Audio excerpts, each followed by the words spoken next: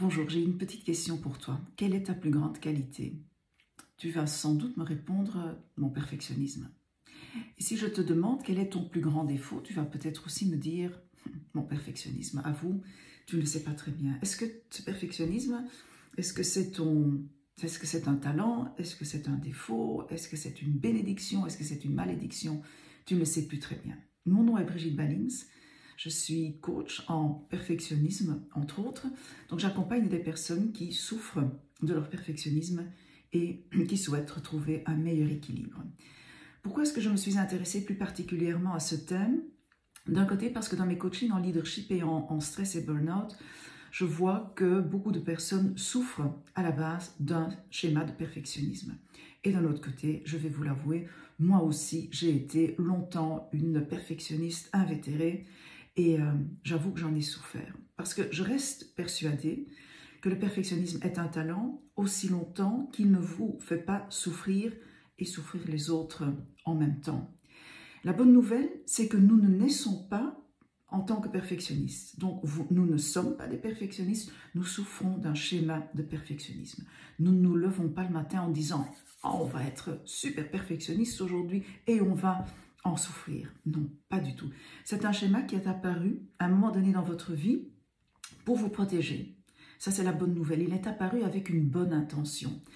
Et l'autre bonne nouvelle, c'est que nous pouvons apprendre à le doser, à l'équilibrer. Et dans cet e-book, Comment apprivoiser mon perfectionnisme, je vous explique ce qu'est le perfectionnisme, je vous explique comment il naît et je vous explique aussi quels en sont les symptômes. Parce que bien souvent, on croit que le perfectionnisme, c'est bien faire les choses, faire du travail de qualité, avoir le sens du détail, retrouver les fautes et les erreurs, etc. Mais c'est bien plus que ça. Vous verrez qu'il y a beaucoup plus de symptômes. Et donc, dans cet e-book, vous verrez ce qu'est le perfectionnisme, comment il est né et aussi quels sont tous ces symptômes. Et vous pourrez mesurer dans quelle mesure ce perfectionnisme domine votre vie.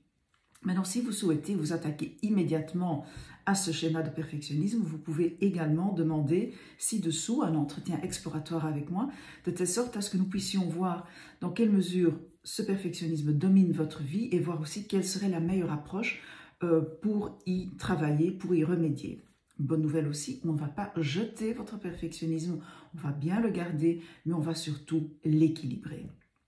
Alors, grâce à un trajet ou un coaching en perfectionnisme, qu'est-ce que ça va vous apporter? Mais ça va vous apporter que vous pourrez toujours tirer parti de votre perfectionnisme, vous livrerez toujours un travail de qualité, les autres seront toujours satisfaits de vous, mais vous serez beaucoup plus spontané, beaucoup plus insouciant, vous pourrez utiliser votre perfectionnisme quand vous en avez besoin et vous n'allez plus vous laisser guider, dominer, ou vous n'allez plus l'utiliser de façon, je dirais même, compulsive.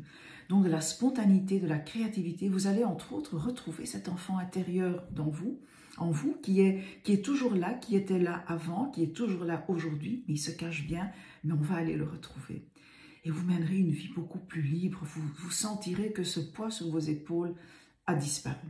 Et en outre, la cerise sur le gâteau, c'est que vous apprendrez à nouveau à vous aimer vous-même. Alors je dirais, n'attendez plus, téléchargez le e-book et demandez un entretien exploratoire avec moi.